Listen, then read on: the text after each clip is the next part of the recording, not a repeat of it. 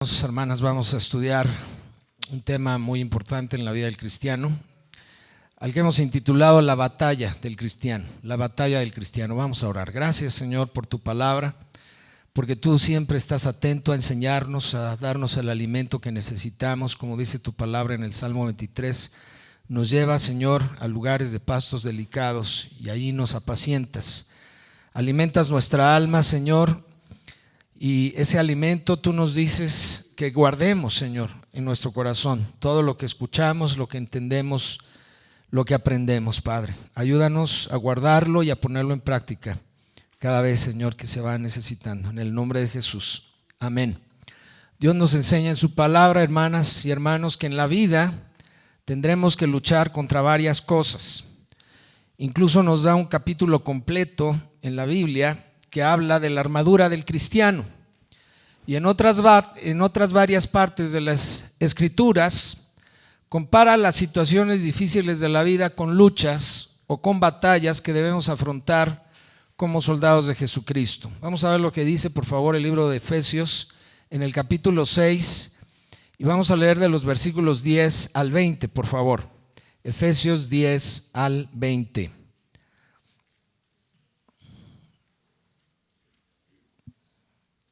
Hemos estado aprendiendo en los cultos, en las reuniones, los libros de la Biblia, y espero que ya todos se lo sepan. Y si usted no se los ha aprendido todavía, me refiero de memoria, pues inténtelo hacer allá en casa, porque siempre es muy importante conocer el orden de los libros, para que cuando vayamos a un capítulo, a algún libro en particular, usted sepa cómo llegar a él. Bueno, dice el pasaje de referencia, Efesios 6, del 10 al 20, dice: por lo demás, hermanos míos, fortaleceos en el Señor y en el poder de su fuerza. Y luego nos dice en el 11, vestíos de toda la armadura de Dios. Y luego fíjese bien lo que dice, por favor: para que podáis estar firmes contra las acechanzas del diablo. Y retenga, por favor, un momento esta expresión: estar firmes, para que podáis estar firmes. 12. Porque no tenemos lucha contra ¿qué? Contra sangre y carne, contra tu prójimo, contra tu vecino, contra la persona que está allí en el mismo lugar de trabajo, en la misma escuela, en el mismo vecindario donde tú vives, en la misma casa incluso. No tenemos lucha contra ellos. Dice aquí, sino contra principados, contra potestades, contra los gobernadores de las tinieblas de este siglo, contra huestes espirituales, dice, de maldad, que están en las regiones celestes, ¿verdad? Y luego el 13, por tanto, tomad toda la armadura de Dios para que podáis resistir en el día malo. Recuerdan, hemos estado estudiando también los días de la adversidad, ¿sí? ¿Se acuerda? Para que podáis resistir en el día malo, y habiendo acabado todo, otra vez vuelve a decir, estar firmes. Y luego el 14 empieza nuevamente con esta idea que le pedí que retuviera ahí un momento. Estad pues, ¿cómo? Firmes. Es decir, que el propósito de la armadura y de usar la armadura de Dios es estar firme. Habiendo acabado todo, dice, cualquier tipo de lucha, de batalla, que ahorita vamos a ver que hay diferentes tipos. Habiendo acabado esa lucha, esa batalla, ¿cómo Dios quiere que estemos? Firmes, firmes. Y decía un canto por ahí que entonábamos cuando yo era pequeño: firmes y adelante, dice un himno. O sea, no me detengo, aunque haya guerra, aunque haya lucha, me mantengo firme, pero sigo avanzando, sigo hacia adelante. Estad pues firmes, dice el 14, ceñidos vuestros lomos con la verdad. O sea, bien listos. No andamos todos desfajados ahí, todos apoltronados. Firmes, dice aquí. Vestíos, dice, con la coraza de justicia, y calzados los pies con el apresto del evangelio de la paz. Sobre todo, tomad el escudo de la fe, con que podáis apagar todos los dardos de fuego del maligno. Y tomad el yelmo de la salvación y la espada del Espíritu, que es la palabra de Dios. 18. Orando en todo tiempo, con toda oración y súplica en el Espíritu, y velando en ello con toda perseverancia y súplica, oración, súplica, ruego, por todos los santos, por todos los hermanos en Cristo. Y luego dice Pablo, y por mí, a fin de que al abrir mi boca me sea dada palabra para dar a conocer con denuedo el misterio del Evangelio, por el cual soy embajador en cadenas, que con denuedo hable de él como debo hablar. Este pasaje, hermanas y hermanos, nos habla de la armadura con la que nos debemos vestir para librar una de las guerras más importantes en la vida de un creyente, la guerra espiritual contra el diablo y contra sus principados, potestades, sus gobernadores de las tinieblas de este siglo, como les llama este pasaje, y contra sus huestes espirituales de maldad que habitan las regiones celestes. De este pasaje podríamos resumir que la armadura espiritual del creyente consiste en 3 elementos fundamentales: la palabra, que nos da conocimiento de Dios; la fe, para creer en ella y para afirmar el conocimiento; y la oración, para mantener viva, dinámica, nuestra comunión y nuestra comunicación con Dios. Si nosotros utilizamos cada elemento de la armadura, vamos a poder conocerle, vamos a poder tener y desarrollar fe en Dios y en su palabra, y vamos a poder mantener la comunión y la comunicación con Dios. Si dejamos de usar algún elemento de la Escritura, hermanos, vamos a fallar en alguno de estos puntos y nos vamos a meter en problemas. Vamos a perder la batalla. En otro pasaje, en 2 de Timoteo, si gusta ir conmigo, por favor, y vamos a leer de los versículos 1 al 7. Ahí Pablo le dice a su discípulo Timoteo varios aspectos sobre la batalla del cristiano.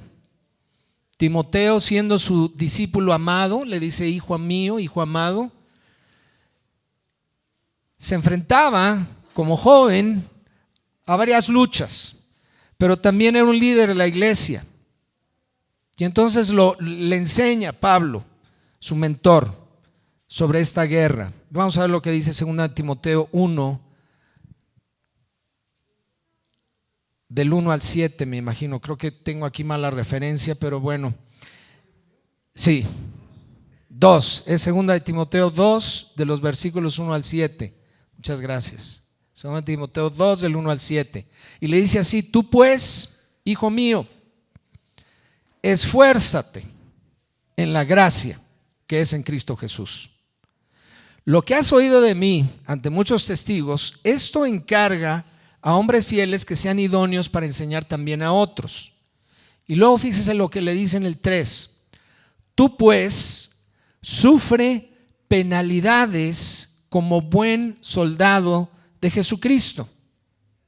Y luego le da la explicación en el 4: ninguno que milita, es decir, que está en la milicia como soldado, ninguno que milita se enreda en los negocios de la vida a fin de agradar a aquel que lo tomó por soldado.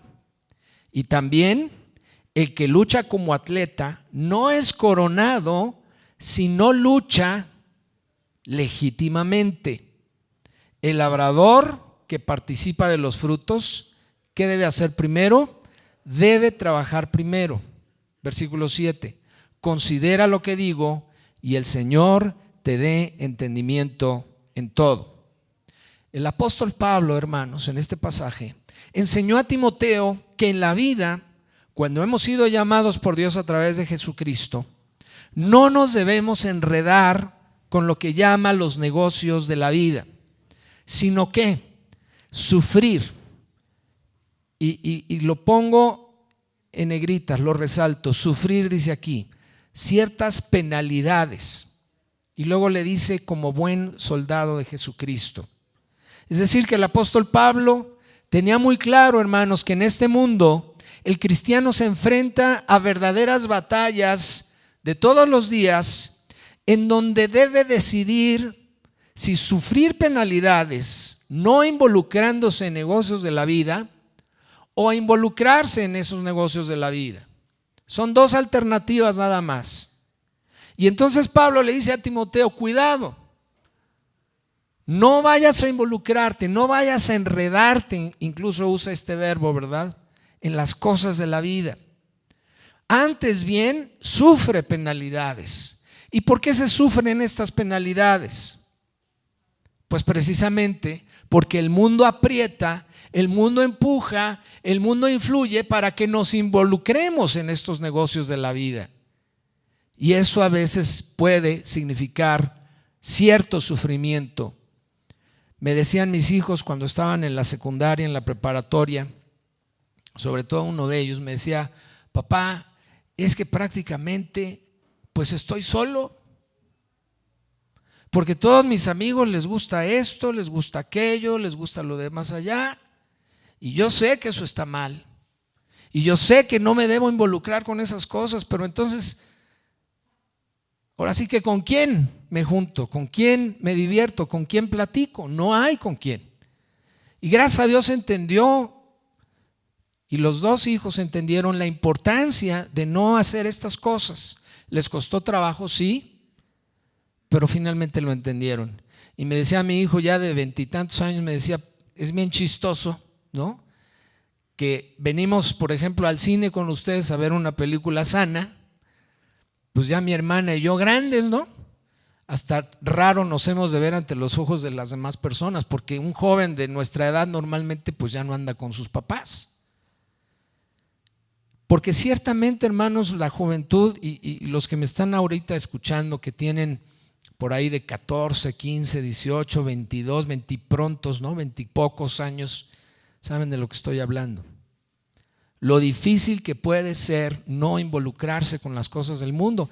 ¿Y qué le digo a usted que sale a la oficina y que se involucra con gente no temerosa de Dios, que de repente puede resultar muy atractivo, muy llamativo el enredarse con amistades que no convienen, en acciones y en actividades que no convienen, y que son las maneras en que el mundo usa para divertirse, para desestresarse, dicen. Y mucha gente es atraída por estas maneras de vivir. Y aquí le dice Pablo a Timoteo, no te enredes con eso. Preferible sufrir ciertas penalidades que enredarte. Y para eso, tu batalla, tu lucha, la vas a tener que pelear de forma legítima. Porque antes de disfrutar de ciertos beneficios, de ciertas bendiciones, primero vas a tener que trabajar, le dice. El labrador, para participar de los frutos, debe trabajar primero. Y el cristiano, hermanos, no quiere trabajar, no quiere sembrar, quiere cosechar sin trabajar.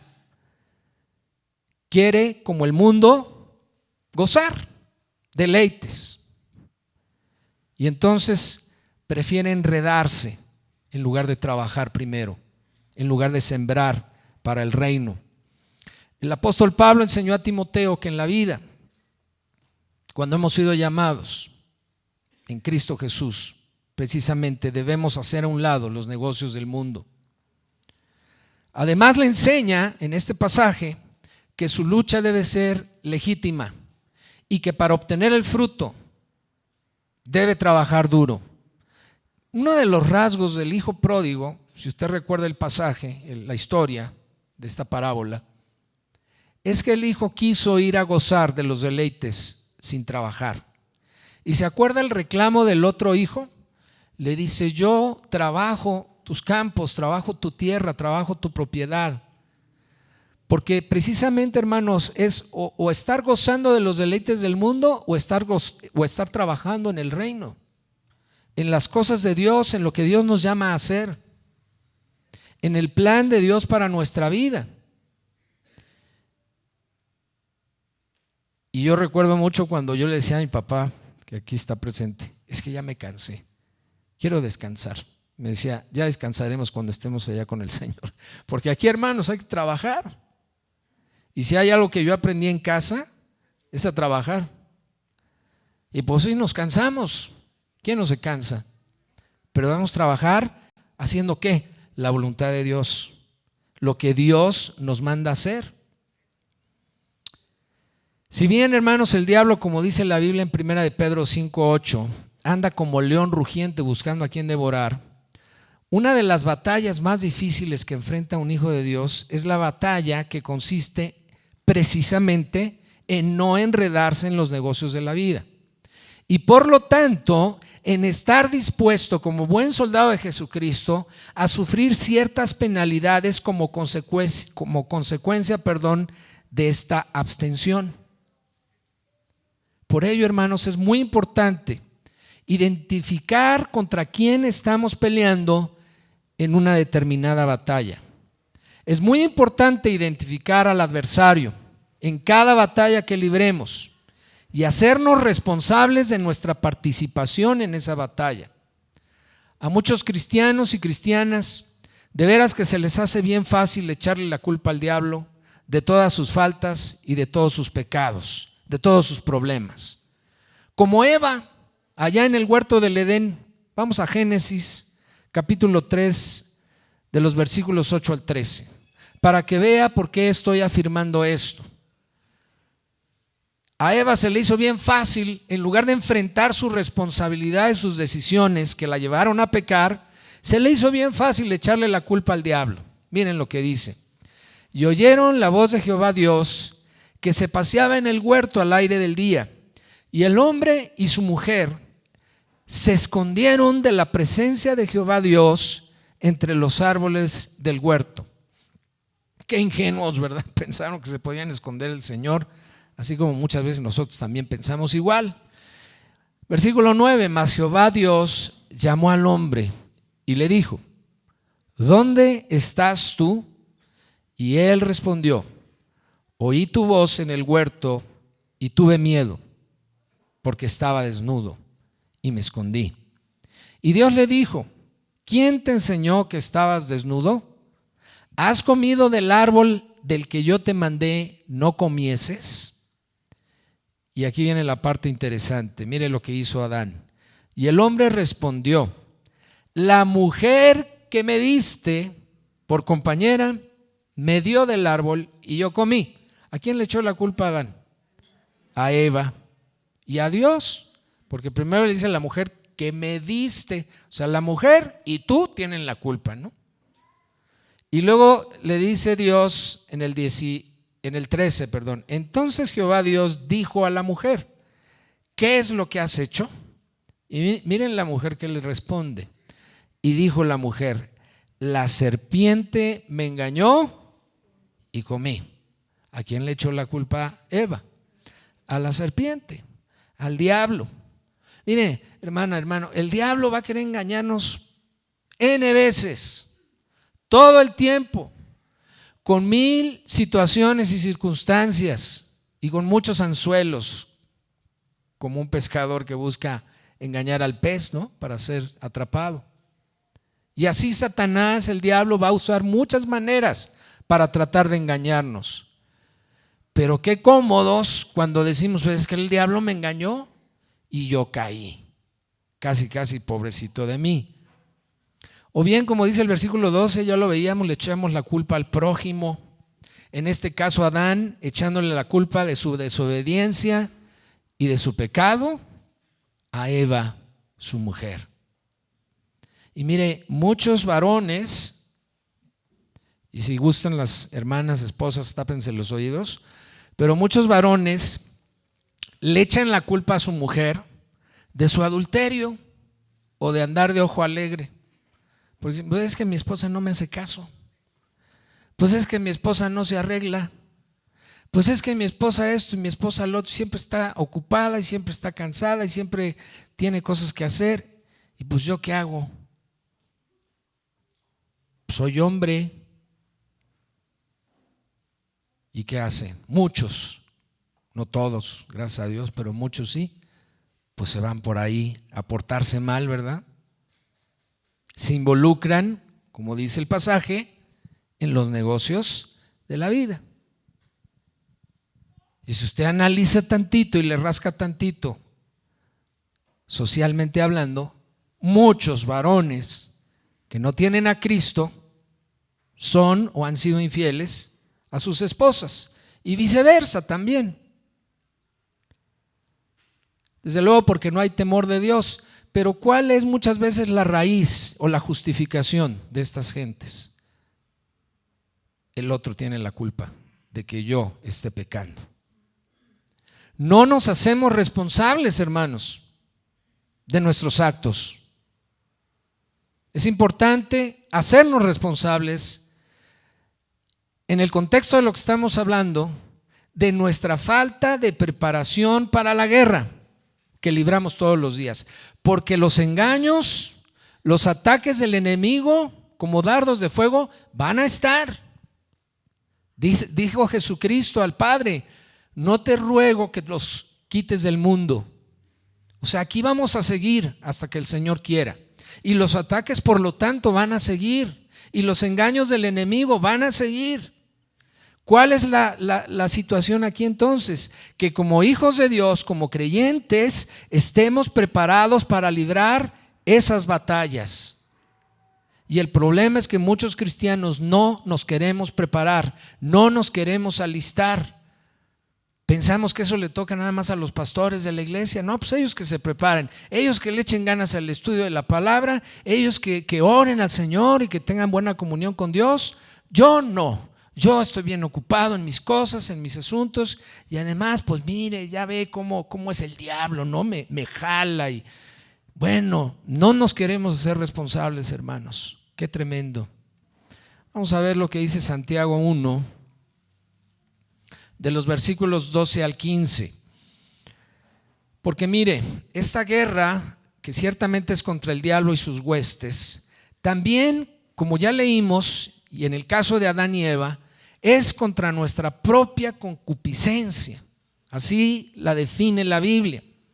Y en Santiago 1, del 12 al 15, nos da una idea muy clara de todo esto. Dice así: bienaventurado el varón que soporta la tentación, es decir, los ataques del enemigo, los anzuelos que nos pone y muchas otras cosas que también, como vamos a ver, vienen de nuestra propia carne. Mire lo que dice: porque cuando haya resistido la prueba, recibirá la corona de vida que Dios ha prometido a los que le aman. Cuando alguno es tentado, no diga que es tentado de parte de Dios, porque Dios no puede ser tentado por el mal, ni Él tienta a nadie, sino que cada uno, todos los que estamos aquí, es tentado. ¿Cuándo? Mire lo que dice, para enfrentar nuestra responsabilidad y entenderlo de una vez por todas, hermanos. No le andemos echando la culpa a los demás. Cada uno es tentado cuando de su propia concupiscencia es atraído y seducido. ¿Seducido para qué? Pues para caer en eso, para cometer esas cosas que la concupiscencia nos dice que hagamos. Versículo 15: entonces la concupiscencia, después que ha concebido, da a luz o genera, produce el pecado. Y el pecado, siendo consumado, siendo cometido, ¿qué da a luz?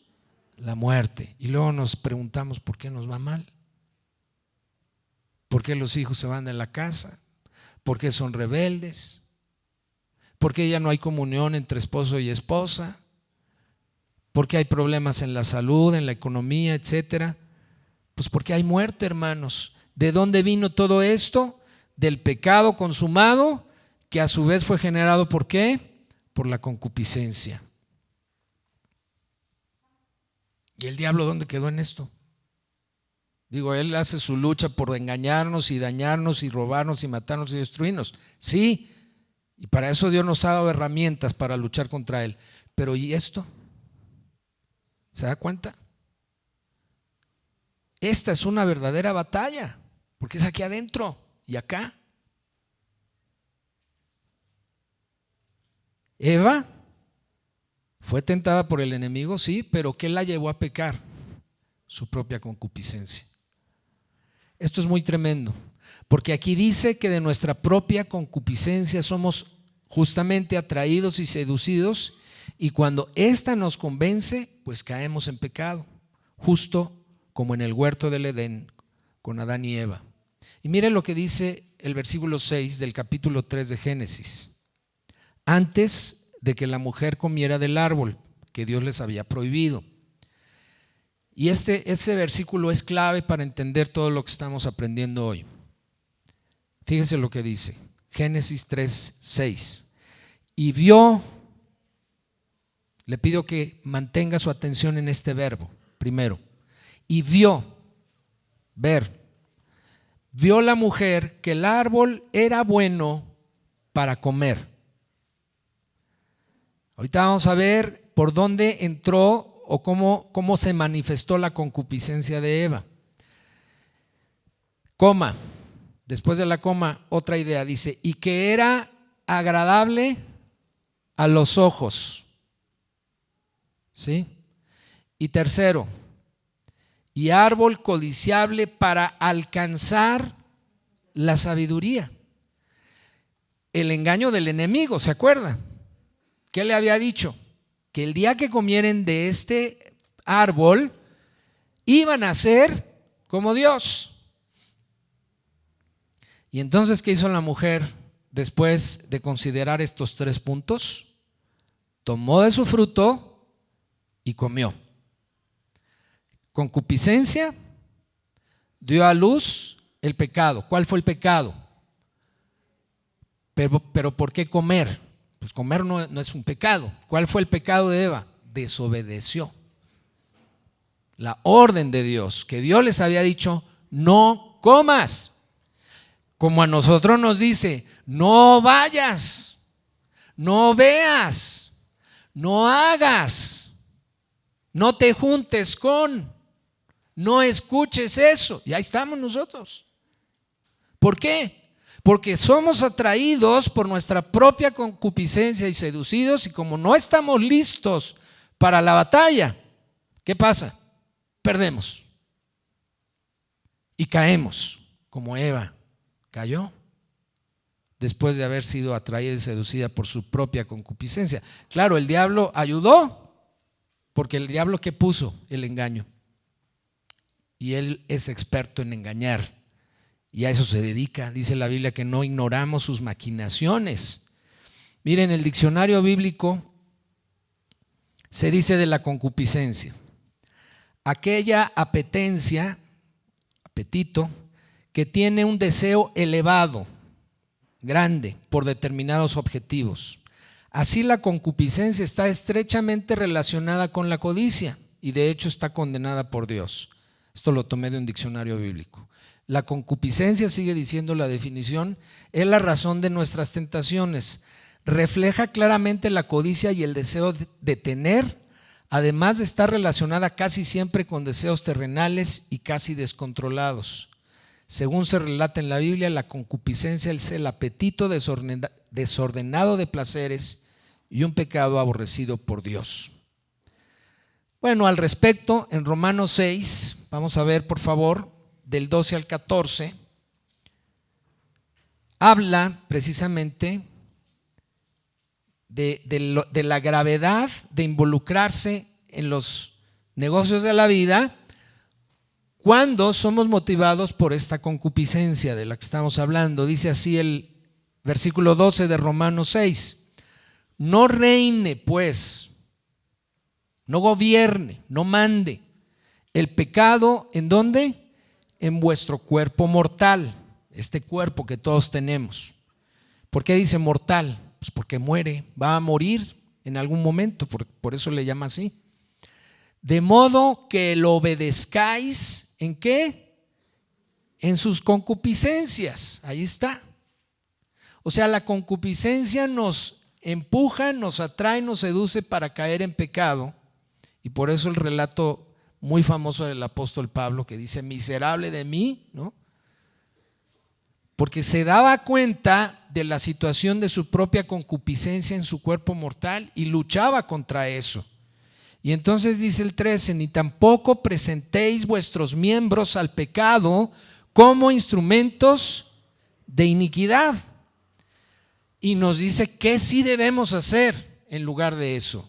presentaos vosotros mismos a Dios como vivos de entre los muertos, y vuestros miembros a Dios como instrumentos de justicia. Porque el pecado no se enseñoreará de vosotros, pues no estáis bajo la ley, sino bajo la gracia. Miren, hermanos y hermanas, cuando permitimos que nuestro cuerpo, como le llama aquí, nuestro cuerpo mortal, ¿verdad?, obedezca a su concupiscencia, permitimos que el pecado se enseñoree de nosotros, y entonces perdemos la guerra contra el pecado. Y en 1 de Pedro 2, versículos 11 y 12, nos dice Dios a través de su palabra: amados, yo os ruego, y le pido que ponga atención en este verbo, porque allí en el libro de 1 de Pedro se le dice a los cristianos: les ruego. Pues porque sabe el autor del libro que es una cosa muy difícil, pero que si no se hace, si no se obedece a Dios, si no se prepara uno para la batalla, entonces va a haber problemas serios. ¿Y qué le dice al papá al hijo? Mira, te ruego que ya te compongas, te ruego que pongas atención a las cosas de Dios, porque te estás alejando de Él y va a venir juicio sobre tu vida. Te lo ruego, no le dice así. Por eso aquí en la palabra dice: yo ruego como a extranjeros y peregrinos que os abstengáis. ¿De qué? De los deseos carnales, ahí está la concupiscencia, dice, que batallan contra el alma. ¿Dónde está nuestra batalla principal? Aquí adentro, acá adentro. Y como complemento de abstenerse de los deseos carnales, la exhortación, dice en el 12, es manteniendo buena vuestra manera de vivir entre los gentiles. ¿Y qué es esto? ¿Qué es una buena manera de vivir? Pues es una vida de obediencia a la palabra de Dios, porque estamos todos los días preparándonos para librar estas batallas contra la concupiscencia, contra los deseos carnales, desde luego también contra esas huestes espirituales, contra el mismo diablo y Satanás, y contra todos sus principados y potestades. Claro que sí, es una guerra de muchos escenarios, pero la guerra que debes librar en victoria siempre es aquí adentro, hermano, hermana, porque si pierdes esta batalla, Satanás va a querer destruirte y va a tener muchos elementos para hacerlo, porque acá adentro ya perdiste, ya te logró engañar como a Eva. Y termina diciendo el 12: para que en lo que murmuran de vosotros como de malhechores glorifiquen a Dios en el día de la visitación, al considerar, ¿qué dice? Vuestras buenas obras. Es decir, ¿qué es lo que Dios quiere que hagamos? ¿Cuál quiere Dios que sea nuestro fruto todos los días? Un fruto de obediencia y no de desobediencia. Pero para eso, para librar esas batallas de todos los días contra la concupiscencia y los engaños del enemigo, ¿qué necesitaremos hacer? Estar bien preparados. Y como veíamos al principio, armándonos de toda la armadura de Dios, que veíamos que era ¿qué? Su palabra, la fe en Jesucristo y en su palabra, creer todo lo que dice su palabra, y la comunión con Dios a través de la oración. Porque estos deseos carnales, hermanos, de los que habla todos estos pasajes que hemos estado leyendo, ¿qué buscan? Que la persona tenga control, dominio, poder y satisfacción de sus sentidos. Otra vez, estos deseos carnales buscan que la persona tenga control, dominio, poder y satisfacción de los sentidos. En el caso de la desobediencia de Eva, dice que lo que la tentó fue su propia suposición de lo que podría ser el sabor del fruto. Ella nunca había probado ese fruto, pero asumió que era bueno para comer. ¿Qué le parece? Así somos nosotros. No hemos explorado ciertas cosas en la vida que Dios nos ha dicho que están prohibidas, pero suponemos que nos van a hacer bien. que nos van a saber sabrosas, dice que eran buenos para comer. ¿Qué más la tentó? La forma o el color del fruto. Dijo Eva cuando Dios la cuestionó que era agradable a los ojos. ¿Por dónde se va Satanás para engañarnos? Presentándonos cosas que son agradables a la vista, aunque después te metas en problemas serios. Y finalmente, la tercera cosa por la que fue tentada Eva a través de su concupiscencia fue el poder que podía llegar a tener si la afirmación de la serpiente era correcta. ¿Qué dijo Eva? Que era un árbol codiciable para alcanzar la sabiduría. Y una vez que tuviera una sabiduría semejante a la de Dios según la serpiente, entonces Eva iba a poder tener poder y dominio como el que ya había visto que Dios tenía sobre el huerto y sobre ella y sobre su esposo. Pues si no dio paso sin guarache, Eva dijo, o sea que si yo como de esto, voy a poder tener el control, el dominio y el poder que Dios ya vi que tiene. ¿Se da cuenta? En todas las áreas donde Eva fue tentada a través del engaño de la serpiente. Por eso, hermano, estos deseos carnales o terrenales, como también les llama la Biblia, son tan peligrosos. En Colosenses 3, versículos 5 al 11, Dios nos dice con qué aspectos y deseos de la carne batalla nuestra alma todos los días, cosas contra las cuales debemos hacer guerra. No nos podemos echar para atrás, no nos podemos replegar en esta guerra, porque si lo hacemos, van a terminar por ganarnos. Dice la palabra en Colosenses 3, versículo 5, haced morir pues lo terrenal en vosotros. Y viene una lista. Y fíjese, se identifica con lo que hemos estado diciendo. Placeres de la carne, goces de la carne. Dice la lista: fornicación, impureza, pasiones desordenadas, malos deseos y avaricia, que es idolatría. Y luego dice que de estas cosas, dice, por las cuales la ira de Dios viene sobre los hijos de desobediencia. ¿Cuántos quieren la ira de Dios sobre sus vidas? No, ¿verdad? Y entonces, ¿por qué nos andamos involucrando y enredando con estas cosas, hermanos? Y luego dice el 7, en las cuales vosotros también anduvisteis en otro tiempo cuando vivíais en ellas. A muchos el Señor nos ha rescatado de cosas semejantes, ¿no es cierto? Y entonces el reclamo aquí en el pasaje es: ¿por qué regresas a eso? Y en el 8 dice: pero ahora que ya estás en Cristo, dejad también vosotros todas estas cosas. Y empieza otra lista que tiene que ver con el carácter, relacionado con la carne, desde luego. Son rasgos que llevan al individuo a ejercer control a como dé lugar. Mire usted la lista: ira, enojo. ¿Por qué la gente cae en la ira y se enoja? Porque quiere ¿qué? Mantener el control, quiere mantener el dominio. Y cuando siente que lo está perdiendo o que ya vio que lo perdió, ¿qué hace? Explota. Y dice: pues ahora se va a hacer como yo digo, y grita y se enoja y manotea y un montón de cosas. Y luego sigue la lista. Miren, malicia. ¿Qué es la malicia? Lograr algo con engaños, con maldad. Hay niños, adolescentes, no traviesos, sino maliciosos. Y desde luego adultos, ¿verdad? O jóvenes. ¿Pero por qué hablé de los niños? Porque de repente en los niños es bien fácil identificar la definición de la malicia. No es una travesura.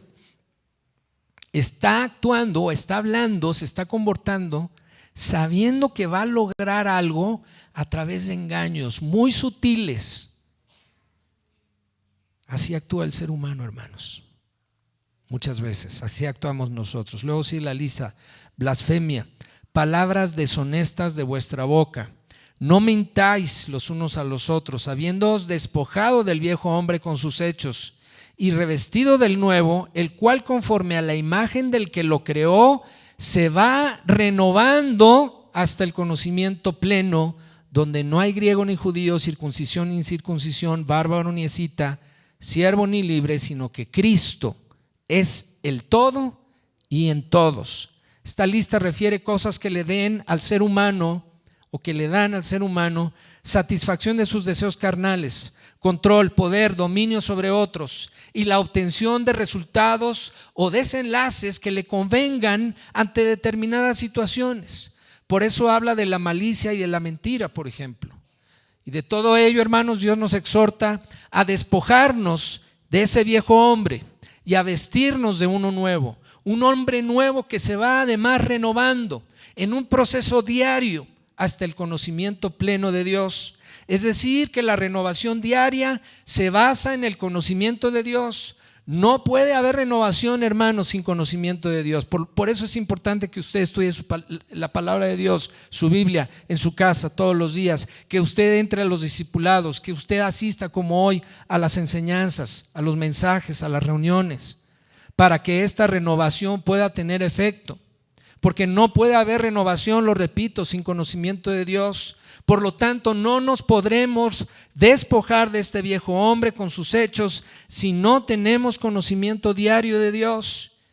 Y una situación así, hermanos, hermanas, nos llevará a ceder permanentemente a la seducción de nuestra propia concupiscencia contra la que batalla nuestra alma. Y como ya aprendimos, el triunfo de esta concupiscencia nos llevará al pecado y el pecado a la muerte. Por eso, hermanos y hermanas, decidamos hoy alistarnos, prepararnos todos los días como buenos soldados y soldadas de Jesucristo para librar esta batalla que particularmente libramos contra nuestros propios deseos y contra nuestros propios rasgos de carácter que no han sido todavía dominados, porque no nos hemos disciplinado a adquirir conocimiento de Dios todos los días. Este es precisamente el sentido, como leímos en uno de los pasajes al principio, el sentido de luchar legítimamente, es decir, usar las armas y las herramientas que Dios nos da, que son su palabra, la fe y la oración, como también leímos. Amén. ¿Está usted dispuesto, dispuesta a prepararse, a alistarse en esta batalla que va usted a librar todos los días? ¿Sí? Necesita usted leer más la palabra, discipularse más, entender lo que usted va leyendo y aprendiendo, para que entonces esa batalla pueda ser librada y a pesar de los engaños usted salga adelante en victoria en Cristo Jesús. Amén. Cierre sus ojos, por favor, vamos a orar. Te damos gracias, Padre Celestial, por tu enseñanza, tu palabra, que es muy clara a nuestras vidas. Padre, nos hemos dejado enredar en los negocios de la vida, como dice tu palabra, como dicen estos pasajes que leímos.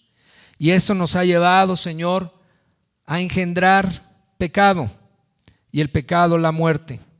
Y ha habido muerte por ya algún tiempo en varias áreas de nuestra vida, porque hemos perdido estas batallas, Señor.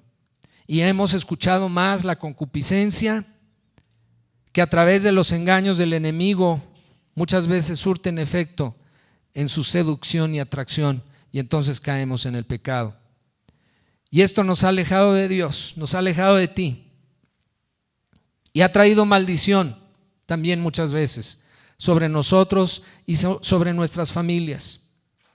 Padre, te ruego en el nombre de Jesús que primeramente tú perdones nuestro pecado y nuestra necedad de habernos relacionado, enredado en los negocios de la vida, de haber escuchado más a la concupiscencia y hacerle caso en vez de obedecerte a ti. Perdónanos, te lo ruego en el nombre de Jesús. Y usted allí en su lugar póngase a cuentas con el Señor, porque cada quien sabe en qué áreas ha hecho caso a esta concupiscencia. Pídale perdón también a Dios porque no ha permitido que este conocimiento de Dios llegue a su corazón, y usted no ha permitido que Dios transforme su carácter. Usted ha seguido con enojo, con ira, con maledicencia, con mentira. Y esto también ha traído pecado y muchas veces juicio sobre usted, sobre su familia. Pídale perdón a Dios, pídele perdón a Dios ahí en tu lugar. Señor, ahora te rogamos que esta tu palabra no solo sea guardada en nuestro corazón, sino que traiga fruto, para que a partir de hoy entendamos la necesidad y la importancia de hacernos responsables, Señor, de nuestras acciones y de nuestra participación en esta guerra de todos los días, en esta batalla diaria contra nuestra propia concupiscencia. Fortalécenos, Señor, para que podamos librar esa batalla en victoria, que con el conocimiento tuyo diario podamos fortalecernos y estar firmes, como dice la Biblia, Señor, y no desfallecer y no dejarnos vencer por estas seducciones y atracciones de la concupiscencia, como también le llaman los deseos terrenales y carnales. Padre, necesitamos de veras fortalecernos en ti y en tu palabra, en tu espíritu, y no lo hemos hecho.